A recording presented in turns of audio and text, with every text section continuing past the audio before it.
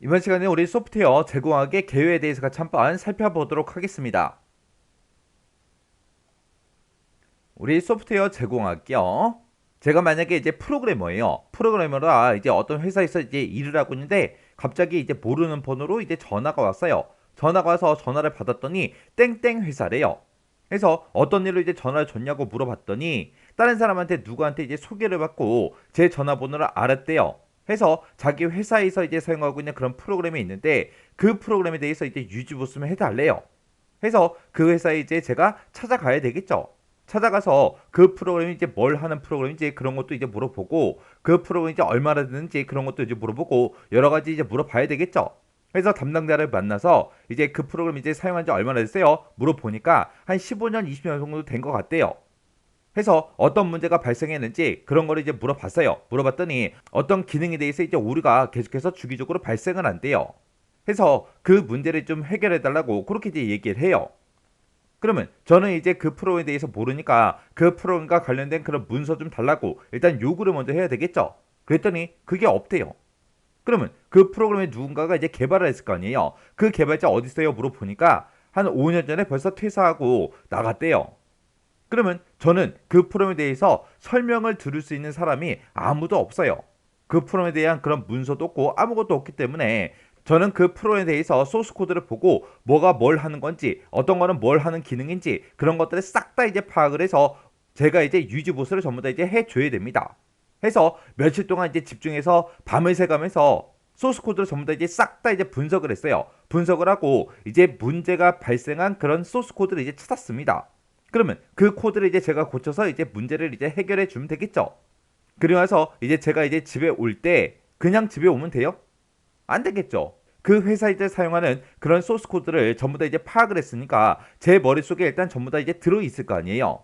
그러면 그냥 집에 오는 게 아니라 그 담당자를 이제 만나요. 그 담당자를 만나서 다음번에 또 만약에 무슨 문제가 생기거나 아니면 소프트웨어를 만약에 이제 수정 유지 보수할 게 생기면 나한테 다시 연락을 할 건지 안 할 건지 이제 물어봐야 돼요. 물어보니까 계속해서 저한테 하겠대요. 그러면 그 말만 믿고 그냥 기다리고 있으면 안 되겠죠. 그래서 그러면 회사 사장님한테 얘기해서 나랑 이제 계약서 쓰자. 그렇게 해서 뭐 3년이면 3년, 5년이면 5년 그렇게 이제 계약서 쓰자. 그랬더니 알겠대요. 좋대요. 해서 제가 이제 사장님을 만나서 이제 새로 이제 계약서를 전부 다 이제 써요. 쓰고 나서 이제 저는 이제 뭘 해야 돼요? 제가 그 소스 코드를 보고 분석해 놓은 그런 것들이 내 머릿속에 다 있으니까 그거에 대해서 이제 전부 다 문서화를 싹 다 이제 시켜줘야 돼요. 원래 우리가 이제 프로그램을 이제 개발할 때는 사용자 이제 요구 사항들을 싹 다 이제 문서로 정리해서 그 문서를 보고 우리가 소프트웨어를 이제 개발을 하죠. 근데 저는 이제 유지 보수하기 위해서 뭘 했어요? 프로그램과 이제 관련된 소프트웨어에 이제 관련된 문서가 하나도 없기 때문에 그때 이미 개발된 그런 소스 코드를 보고 제가 뭘 만들었어요? 프로그램과 이제 관련된 그런 문서들을 이제 싹 다 이제 만들었죠.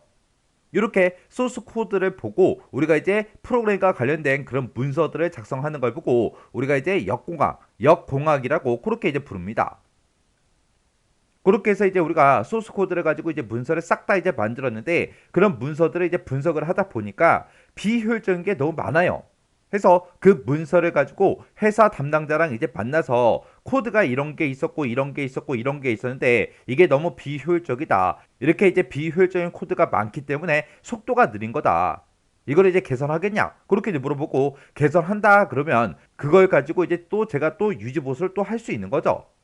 그래서 그런 식으로 우리가 이제 작성해놓은 그런 문서를 이제 수정하고 그걸 가지고 이제 소스 코드를 이제 수정하는 거, 그걸 보고 우리가 이제 제공학 그렇게 이제 부르는 거예요. 그래서 우리 소프트웨어 제공학이다라고 하게 되면 우리가 쉽게 생각하면 그냥 한 건물이 있어요. 그 건물이 한 50년 정도 됐습니다. 그러면 우리가 그 건물을 전부 다 싹 다 이제 전부 다 때려 부시고 새로 지을 수도 있지만 그 건물의 일부분을 우리가 고쳐서 이제 쓸 수도 있겠죠. 여기서 얘기하는 이 소프트웨어 제공학이라는 거는 소프트웨어를 이제 새로 이제 개발하는 걸 보고 얘기하는 게 아니라 우리가 이제 리모델링 하는 걸 보고 얘기하는 거예요. 그래서 우리가 이제 건물을 리모델링해서 사용하는 것처럼 우리 소프트웨어를 이제 리모델링하는 걸 보고 우리가 이제 소프트웨어 제공학이라고 하더라. 그렇게 이제 기억하시면 됩니다. 그래서 우리 소프트웨어 제공학이라는 거는 새로운 요구 조건에 이제 맞도록 기존에 가지고 있던 그런 시스템을 보다 나은 그런 시스템으로 이제 구축하고 새로운 기능을 이제 좀 더 이제 추가를 시켜서 소프트웨어 이제 성능을 향상시키는 걸 보고 우리가 이제 소프트웨어 제공화 그렇게 이제 부르는 거예요.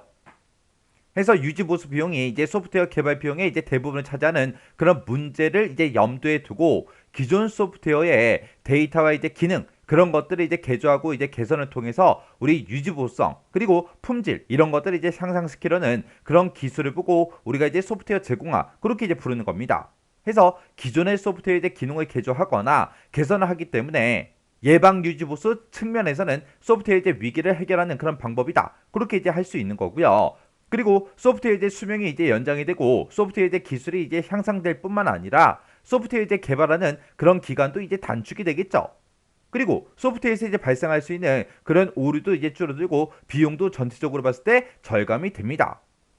그래서 한 회사에서 이제 오랫동안 쓰던 그런 프로그램들이 있다라고 하게 되면 그 프로그램을 이용해서 이제 일했던 직원들이 있을 거 아니에요. 그 직원들 입장에서는 그 프로그램을 5년, 10년, 15년, 20년 그렇게 이제 오랫동안 썼기 때문에 어떤 기능이 어디 있는지 어떤 기능이 어디 있는지 전부 다 알고 손에 다 이거 있단 말이에요. 근데 그 프로그램을 버리고 새로운 시스템을 또 개발을 했어요. 그러면 그 프로그램에 또 적응하는데 또 시간이 또 상당 시간이 이제 걸리겠죠.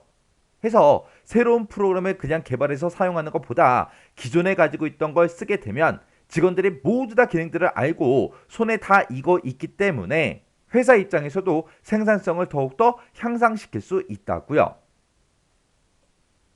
그때 이제 우리 소프트웨어 제공학의 이제 주요 활동이요. 여기 보게 되면 이제 분석이다, 재구성이다, 역공학이다, 이식이다 하고 이런 것들이 있어요. 자, 우리 역공학부터 좀 보자고요.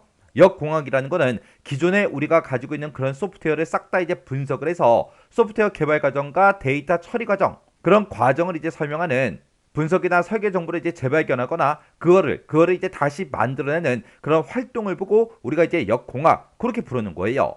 원래 우리가 소프트웨어를 개발할 때는 사용자 요구사항에 맞게 이제 문서를 먼저 작성하고 그 문서를 가지고 우리가 소프트웨어를 개발하는데 얘는 거꾸로 소스 코드를 보고 소프트웨어랑 관련된 그런 문서를 다시 만들어내는 그런 활동을 보고 우리가 이제 역공학 그렇게 이제 부르는 거예요. 해서 일반적인 그런 개발 단계와는 반대 방향으로 기존 코드를 이제 복구한다거나 아니면 기존 소프트웨어 이제 구성 요소나 그 관계를 파악해서 설계도를 이제 추출하는 걸 보고 우리가 역공학 그렇게 이제 부르는 거예요. 그래서 역공학을 통해서 이제 우리가 프로그램과 이제 관련된 그런 문서들을 싹 다 이제 만들고 그 문서를 가지고 이제 뭘 해야 돼요? 분석을 해야 되겠죠. 그래서 기존 소프트웨어의 이제 명세서를 이제 확인해서 소프트웨어 동작을 전부 다 이제 이해를 하고 제공할 그 대상을 선정하는 그 활동을 보고 분석이라고 합니다. 그래서 그 문서를 통해서 코드가 이제 비효율적으로 작성된 게 어떤 게 있는지 그런 것들을 파악하는 걸 보고 우리가 분석이라고 그렇게 하는 거고요. 그 다음에 재구성이다라고 하게 되면 기존에 가지고 있던 그런 소프트웨어 구조를 구조를 이제 향상시키기 위해서 코드를 이제 재구성하는 그런 활동을 보고 우리가 재구성 그렇게 이제 부르는 거예요. 해서 비효율적으로 작성된 그런 코드를 일부러 이제 수정을 해서 좀 더 효율적으로 좀 더 빠르게 이제 처리할 수 있게끔 그렇게 이제 만들어주는 걸 보고 우리가 이제 재구성 그렇게 이제 불러요. 해서 재구성을 하게 되면 소프트웨어 기능이 됐든 아니면 외적인 동작 그런 것들은 바뀐다 안 바뀐다? 바뀌지 않더라. 그 다음에 이제 이식이라는 거는 기존에 가지고 있던 그런 소프트웨어를 다른 운영 체제가 됐든 다른 하드웨어 환경에서 사용할 수 있도록 그렇게 이제 변환하는 그런 활동을 보고 우리가 이제 이식이라고 그렇게 이제 부르는 거예요.